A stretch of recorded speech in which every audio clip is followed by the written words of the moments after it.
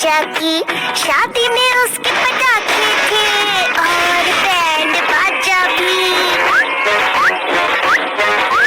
दोनों के दो बच्चे हैं प्यारे प्यारे गोल मटोल, नाचने में उस्ताद है एक दूजे के अच्छे हैं बोल।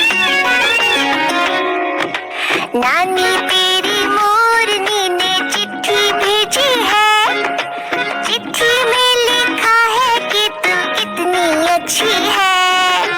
नानी नानी प्यारी नानी, मेरी नानी दुलारी नानी। उसने चोरों के बारे में भी लिखा है, पढ़ के सुनाऊं? काले चोर सेंध लगा के भागे फिर से रेल में, हवलदार को चकमा देकर कैद कर गए जेल में। चोर मगर चोरी का माल जेल में ही भूल गए, खाना खा के ढेर सारा हवलदार जी भूल गए।